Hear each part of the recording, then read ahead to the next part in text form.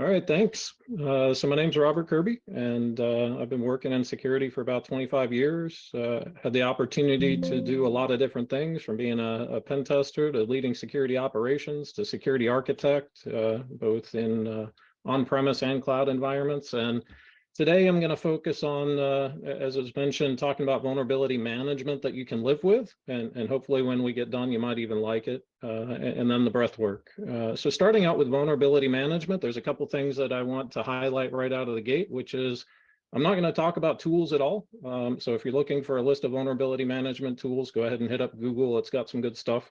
And I'm going to be focusing a lot more on two aspects of it: how we can use design thinking and how we can use architecture techniques to actually improve our vulnerability management processes. The other thing is I want to make sure that we understand that vulnerability management is not the same thing as vulnerability scanning. So I'm going to be talking about the entire life cycle of vulnerabilities, not just the scanners. But before we jump to all that, I'd like to focus on why am I even talking about vulnerability management, right? There's lots of cool things going on in security right now, and vulnerability management is probably one of the oldest aspects of security. And so I'd like to take a step back and talk about why I still think that this foundational aspect of security is super important. And it starts all the way back in 1995 with Satan, right? So Satan was one of the first vulnerability scanners that was introduced. And in 1995, when this was released, we probably should have gotten a clue back then that there might be problems with this moving forward. There were some quotes on Satan when it first came out. It's like randomly mailing automatic rifles to 5,000 addresses and hoping somebody doesn't get a hold of one. People were scared of it. There was even an option with Satan to with a script that you could run called Repent, which would turn Satan into Santa. And really, either way, it's kind of vulnerability management has been the gift that keeps on giving. So as we look a little further and we start talking about vulnerabilities by year and why vulnerability management is important, you can see a bit of a history here of vulnerabilities going back to 1999, where that year there were only 894 vulnerabilities tracked. And you can see in 2023, just the first 3 months of the year, we've already got more vulnerabilities this year than there were in the first 3 years of this graph altogether. But the big thing with vulnerability management is, as we're looking at it, you can see this steady trend of more and more vulnerabilities. So again, it's something that's just not going away. Additionally, we can see some things from a breach perspective, right? So if we look backwards and we see what the landscape looked like in security, this is going back to 2008, and you can see that there was a breach here and there. And then as we move into 2014, you see more and more breaches. So what happened? What happened was, in the industry, we decided that security was getting serious and we should probably do something about it. And this is where things started getting more formalized, right? So you pick your alphabet soup. If you're in business somewhere, you probably have something that you have to comply with. And all of these things require something to do with vulnerability management. So as I said, vulnerabilities keep increasing, data breaches keep increasing. Organizations got together and agreed that we should standardize how we do this stuff. And they delivered to us a whole bunch of requirements around vulnerability management. And you get things like this, where a vulnerability management plan must be developed and implemented, right? Well, what does that mean exactly? You start digging into all of these detailed controls, and you get stuff about policies and procedures for your vulnerability management, which is great. But if I have a policy, how does that actually help me? Or you must do risk assessment as it relates to your vulnerabilities, and you assess them and they all look important, or none of them look important. So what do I do next? There's vulnerability monitoring and scanning that's required, and flaw remediation, and then more details around scanning for organizational systems and applications periodically. And how do I know that I've scanned for all the things? So we got all of this guidance, right? And then what happened? Well, predictably, as we move forward, nothing really got better. we have this foundation, we have all these things that we're supposed to be doing, and the breaches keep coming and the vulnerabilities keep happening. So why is this all so hard? Why are we struggling with vulnerability management when the first scanner came out in 1995 and it's 2023, and we're still trying to wrap our head around this, even with all the frameworks and guidance and things on the internet that we can look at, tools that make this supposedly easier. And I would suggest that there's a couple reasons for this. And probably one of them is that there's lots of challenges with vulnerability management, right? So some of the things that we're always struggling with if you're trying to manage vulnerabilities is an incomplete asset inventory. So, I've scanned all 10 things that I know about, but sometimes it's difficult to know what you haven't scanned, what you should be scanning. Additionally, there's overwhelming scope. Whether you have a small company or a large company, it's very shocking when you realize how many things there are that you have to scan, especially if you're running in a cloud native environment where you've got development teams or product teams or admin teams that are standing stuff up every single day, all over the place. Then it's, what do we work on first? Well, like I said, you get a 4,000 page scan report and it all seems pretty important. So what am I supposed to be doing with this? We've got manual processes still in our vulnerability management. And so, like I said, I mean, there's been times when I've had engineers just sitting there kicking off scans one after the other by hand. Fortunately, things have gotten a lot better since then. Then we've got reporting, and numbers are just hard. One of the hardest things to do is actually count things accurately, especially if you have multiple vulnerability scanners, multiple different types of scanners, or if you're just not sure what the entire environment is that you're working on. And then, of course, there's lack of resources. I've never been in an organization where if you're in charge of some stuff from a security perspective, you wouldn't always raise your hand and say, yes, I'll take 10 additional headcount, please. So we've got a lot of problems with vulnerability management. We've got a lot of standards. We've got a lot of challenges. And so what's the answer to this, so to speak? I would suggest that with all of this that's at our disposal, maybe there's something that we're still doing wrong. And so what can we do about that? And this is where I think we can add a couple of new things to vulnerability management that come from outside of the security space. And the first one of those things is design thinking. And the second part of this is architectural techniques and thought processes. And I think if we put those two things together with vulnerability management, we're actually going to like it a lot more. So first, I'm going to dig into and just give a quick overview on these two topics. I'm not even going to get close to digging deep into these. These are all topics in and of themselves for another presentation. But let's start with design thinking. So from the perspective of vulnerability management, when I'm talking about design thinking, we start with everything that we think we know and we throw it out. So all of those standards that I was talking about, all the things that were done before, greenfield the entire vulnerability management process for your organization and start from scratch and start thinking about, how would I actually do this if it was done the way I wanted it to work, not how it works right now or how I've been told it should work. And there's some very simple steps that we can use in design thinking to start that process. And if we break it down, we can break it down into 4 simple things. Fully understand the problem. What is it that you're trying to solve? The next thing is to explore a wide range of possible solutions. When we start talking about some of those challenges I mentioned before, this is where we can think about things like inventory is a hard problem. What possible solutions could I have to inventorying my environment? What if I didn't inventory at all, right? Maybe that's an option. And you start digging into some of those things. Then you're going to iterate through prototyping and testing. Once you've understood the problem, you explore some of these solutions, then you start testing them out to see if they actually work. And then finally, just implement the best solution. Now I'm going to pause on that for a second, right? Because I want to now dig into the architectural piece for a minute.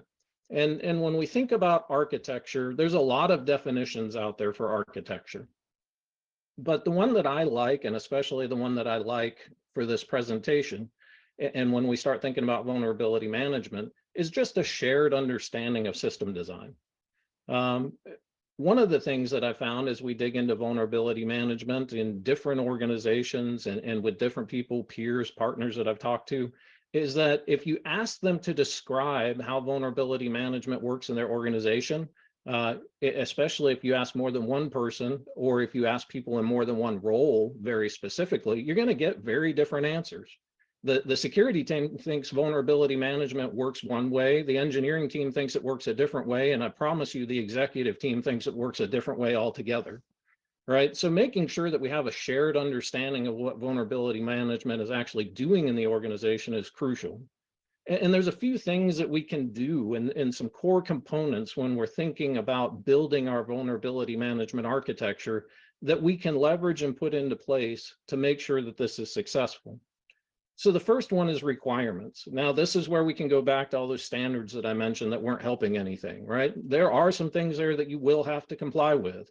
If you have a FedRAMP in scope environment, I promise you, you want to know that before you get started and you want to understand the requirements. If you're going to have to be ISO certified or you're operating in different parts of the world where they have other requirements, you're going to need to know those up front. The other thing that's really important is an understanding of ilities. And this is just an architectural term for what do I need out of this vulnerability management process? So do I need it to be high availability? So availability would be one of your ilities. Do I need observability so I can understand it? Should it be automatable? So automatability could be an important thing. Then we also need to record some decisions that we're making about the vulnerability management process. And these help make sure that as we build out this whole thing, and like I said, a shared understanding of a system design, that we don't end up with architectural decisions by Slack, right? Where they disappear into the ether after 90 days or 180 days or whatever your organization's agreement is with Slack for how long you keep stuff. And then the final piece that I want to highlight with this is a visual structure. And I've gotten more mileage out of this than almost anything else on this page. Time and time again, as I'm building vulnerability management programs, I found that a simple drawing clears up more misunderstanding and solves more problems than all of the rest of this combined.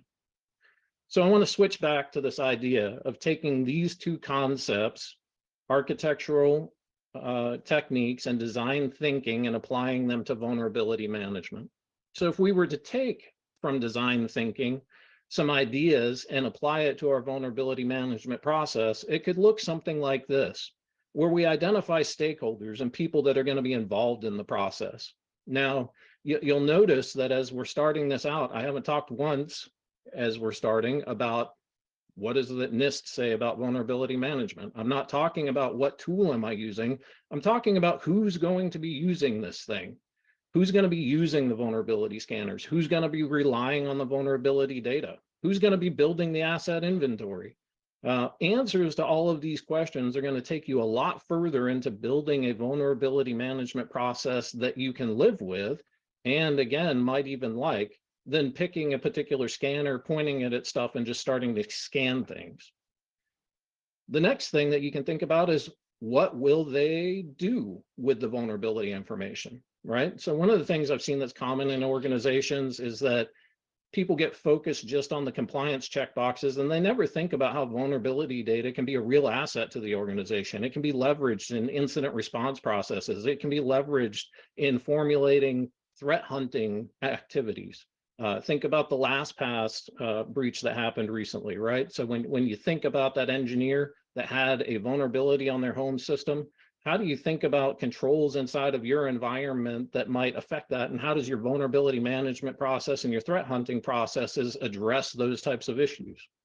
What will they need to do to fix a vulnerability? This is a big difference between that I've run into in vulnerability management between security teams and engineering teams. Security teams want to count all the vulnerabilities. They want to tell you how critical they are. They want to talk about the risk. Engineering teams just want to know how they fix the thing so they can go back to building features. So understanding those different perspectives can be really, really important in building a vulnerability management process that works for the organization. And then, do you have to report to external entities? Again, do you have a FedRAMP environment? Do you have to deal with US CERT? If you have big issues, are you a publicly traded company? Do you have to report to the SEC? So there's several things that you should be thinking about from a design perspective that can help you start laying out what your vulnerability management program should look like. From an architecture perspective, we can ask some similar questions. We can say, will I use the same tool for asset discovery as vulnerability scanning? Is there a reason to separate those tools? Can I gain advantages by separating those tools? Can I show the life cycle of a vulnerability from discovery to remediation? This is always a fun quiz inside of the organization, is to get 5 different people to draw how a vulnerability lives inside your organization. Your drawings will be completely different, I promise you. How long can my vulnerability management process be unavailable? Do you have standards for availability? What happens if you have a disk go out on the scanning appliance? What happens if you lose connectivity? What happens if somebody makes a change with Terraform and you lose all of your access groups that gives your virtual appliance access to all your AWS environments?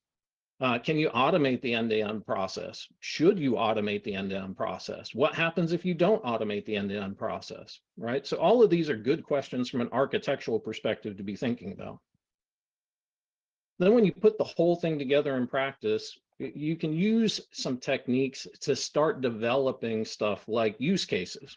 Again, instead of thinking about what scanner am I going to use, instead of just installing a scanner and scanning things, make sure that you understand from a design perspective what you actually want to do. So on the left here, you can see I've listed out some use cases. I want to be able to discover assets. I want to be able to import asset information programmatically. I want to be able to set different scopes for asset discovery. Maybe I don't want to discover all my assets the same. I want my asset discovery to be separated from vulnerability scanning. Now you can combine that on the right-hand side with just a very simple drawing. So from the architecture side of thinking, I've drawn out what my vulnerability management process might look like at a high level, right? So I'm not into details yet, but I've broken the whole thing down atomically. And by doing this and thinking about this from an architecture perspective, I can separate out things that allow me to solve problems individually. So instead of just thinking in terms of, here's my vulnerability scanner, which does my asset discovery, it does the scanning, it creates tickets by integrating with my ticketing system, it gives me reporting all out of one tool, and I just have to live with whatever it gives me. You can think about, well, if I want to do discovery, maybe I can get my engineering teams or my SRE teams to do discovery for me. Maybe there's things that already exist inside of the environment. If I'm cloud native and I'm using AWS, maybe there's a service that can do this for me and I don't even have to do it.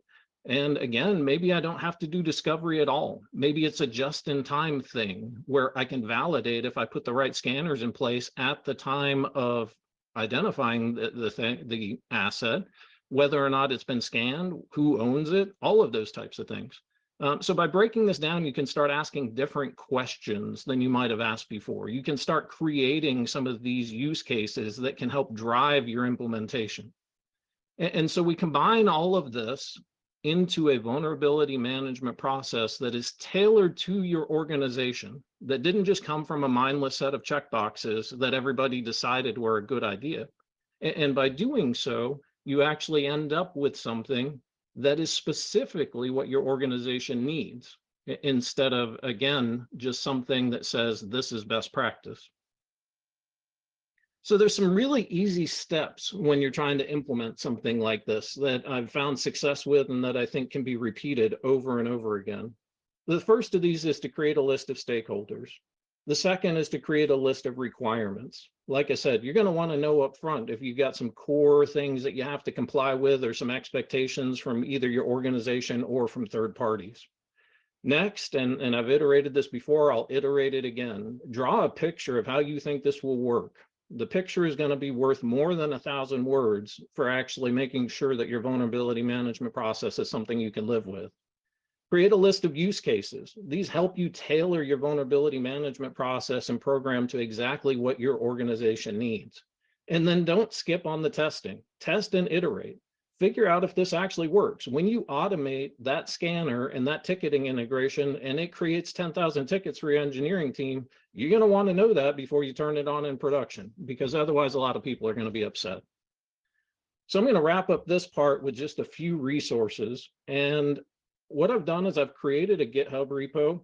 In that GitHub repo, I've put a list of starter use cases that anybody can grab, they can use, they can start playing around with. I've also put in there a list of architectural decisions that you might need to make, questions that you can ask. I put in a basic vulnerability diagram. I put in a copy of this presentation. There's several things in there that if you're looking to get started with vulnerability management or evaluate your current program, you can go out to this GitHub and grab those resources and go to town. I've got a link for some more details on design thinking. So this is just an overview of the design thinking process if you want to understand more about it. I've got a link to an architecture playbook that can help you understand more about how to apply architecture in your environment. And then finally, and maybe most importantly, a link to Amazon to a box of crayons. There's 48 crayons here, they're $6, and they'll help you draw lots of diagrams. So let me move on to the next part of the presentation. Let's talk about breath work for a minute. And breath work specifically to make things better for your life.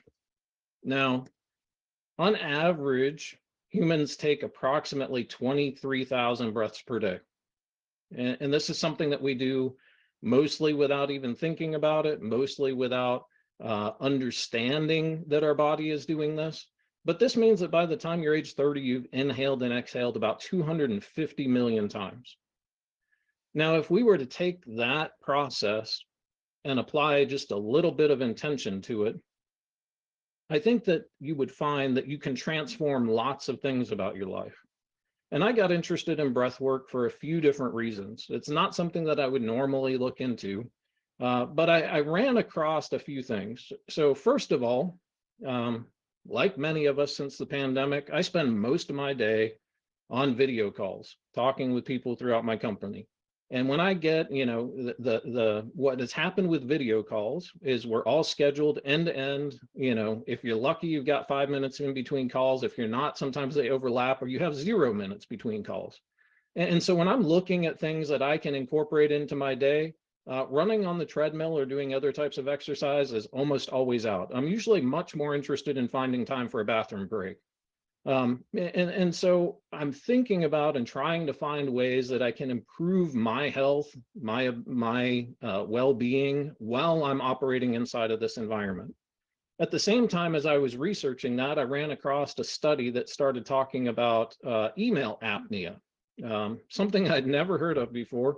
And I read this article and I came to understand that what I do for a living, which is sit on a computer and respond to messages all day, it seems like, actually causes me to breathe in a really unhealthy way.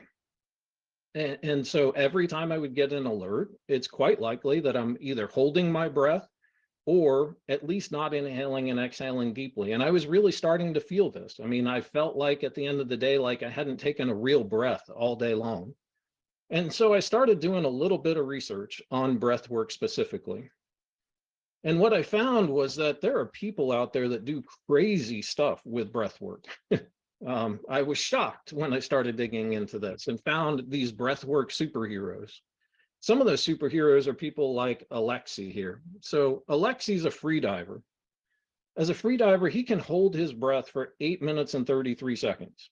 Now, I don't know about the rest of you guys, but I'm one of those people as a kid and even as an adult with my own kids. I used to try to hold my breath to get across the swimming pool and most of the time didn't succeed. He can swim underwater for distance for 258 meters. That is 2.5 American football fields. He has dove to a depth of 131 meters, 429.79 feet. And when you get that deep, your lungs shrink up to the size of grapefruits, and they do this all without assisted oxygen or anything else to help them do this diving. So as far as I'm concerned, when I started researching this guy is a superhero of breath work. And one of the interesting things is that when he started out, he couldn't hold his breath any longer than I could.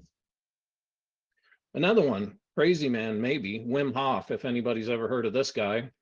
So he's into breath work, and he uses breath work to do, I guess, unique and interesting things, like run a half marathon barefoot in snow and ice. Why you'd want to do that, I don't know. I live in Wisconsin. It's really cold out there. I like my shoes. Swimming under the ice for 188.6 feet.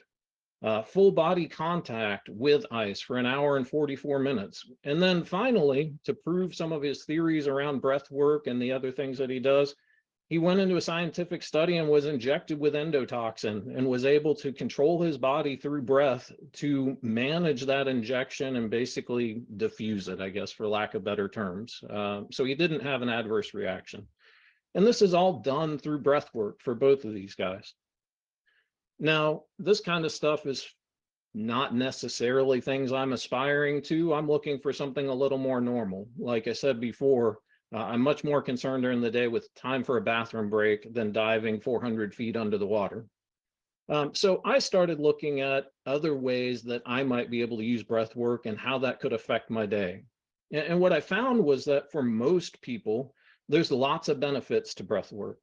There's things that you can do to reduce stress and anxiety. This is a lot more applicable than sitting under the ice for, an hour and 44 minutes to me. I can increase energy and boost immunity. I can lower blood pressure and improve circulation. I can strengthen my lungs. And there's more that I can do with this. And so, why does this work, though? You would think, as I said, breathing something we all do automatically. How is it that just breathing in a specific way or breathing intentionally can affect these aspects of our life? Well, I did some research on that too. And what I found was that breathing is a part of the autonomic nervous system.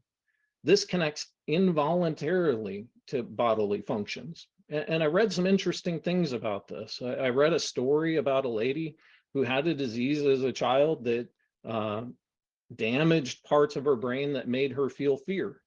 And so she was completely unafraid of anything. She would go places, do things that would terrify other people and not experience an ounce of fear. And they did an experiment with this lady where they actually, with her permission, of course, introduced a breath of carbon dioxide to her body, pure carbon dioxide instead of oxygen.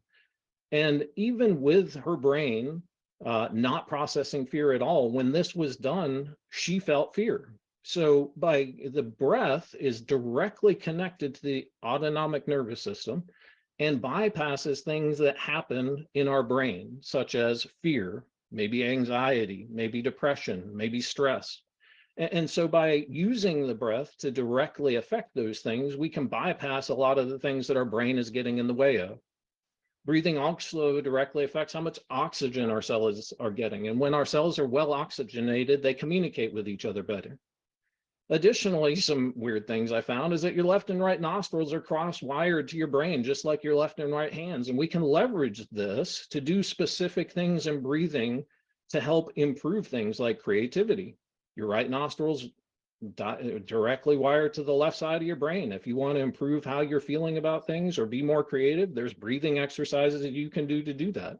If you want to be prepared to understand something that's complex logically, you can breathe through the right side of your nose and do some breathing exercises to help with that. So all of these things tie together at a very, very low level in our physiology that allows breath work to affect lots of aspects of our life. So let me just jump very quickly into some of my favorite breathwork exercises. Now, these are some things that I've done on a regular basis that I've found to be very effective and I've got personal experience with. The first one that I use, and one that's very common, is called box breathing. And I can do this at any time between those meetings during the day, just for 1 or 2 minutes. And the way you do it is just by a rhythmic breathing pattern. You inhale for 4 seconds, hold for 4 seconds, exhale for 4 seconds, and then hold for another 4 seconds. And you just repeat this for 1 or 2 minutes. And this box breathing can help you focus on things because the process of counting the breath and working through the breath process increases focus. It can help you relax. It can help you calm down after something stressful. And can just be generally used as a reset pretty much at any time during the day. The next thing that I like to do is what's called the 4-7-8. And this very specifically is interacting with the parasympathetic nervous system and helps with relaxation. So if you're highly stressed, this is even better than the box breathing. And in this case, what you're doing is you're inhaling for 4 seconds, holding for 7 seconds, and then exhaling for 8 seconds. And again, just repeat as long as you need to. Generally, 1 to 2 minutes is enough with most of these exercises to make a difference in how you're feeling and how things are going. And then the final one that I wanted to mention is the Wim Hof breathing exercise. This is also related to what's known as Tumo breathing, which is kind of an ancient Indian practice, but this is not religiously affiliated, the Wim Hof part, and doesn't do any visualization. But again, this is very simple. I'm going to start out by saying, if you want to do this, lay down. You should never be doing these breathing exercises like this, which are more intense when you're in the water, standing up, driving. That's not the time to do this stuff. But lay down, you take 30 to 40 breaths, then you exhale to half full lungs and hold, then you inhale and hold for 15 seconds, and you repeat that 3 to 4 times. And what you'll experience when you're doing this, and the breathing should be deep. You should put your hand on your stomach. You should feel your stomach expanding. So you've got diaphragmatic breathing happening, not just shallow breathing into your lungs. When you exhale, make sure you exhale completely, that all the air is coming out of your lungs. You're getting stale oxygen out. And as you go through this process, what you'll find, and what I've found as I practice it, is that especially during the breath holds, a very calm, peaceful feeling. And then I've also anecdotally found some other things that happen. So I recently did a bunch of traveling, had been drinking lots and lots of caffeine, came home and didn't want to drink 17 cups of coffee a day like I had been. And so I cut off of that. And normally that would give me a raging caffeine headache. But as I've been doing breathing exercises every day, I found that I didn't have it at all. My wife, she went on the same trip, was drinking the same caffeine. She's been dealing with the raging caffeine headache for the last 3 days. So, just anecdotally, I've seen some things happen that I can't explain otherwise. And so it's been really interesting to see how some of this breath work can actually affect your health, your environment, and how things are going on in your life. Now, I want to wrap this up with some resources, and then I'll be open to take some questions. So if you're interested in learning more about breath work, there's a book called Breath, New Science of the Lost Art. Excellent book, covers lots of different topics. There's an article about breathwork benefits and the science behind the breathing practices, details on the Wim Hof method. There's a breathwork app that I use that lets me go through different types of breathwork exercises, really enjoyable. Most of them are 1 to 2 minutes. There's a stamina app that I use that I've been using to increase my breath holding. So I started out being able to hold my breath about 1 minute and 15 seconds. Now I'm up to 3.5 minutes. And then there's an article on the email apnea that I mentioned that I found to be fascinating and kind of started me down this path. So with that, I'd like to thank everybody for listening. Hope you found something interesting here, and that's what I've got. So if there's any questions, I'm happy to answer them.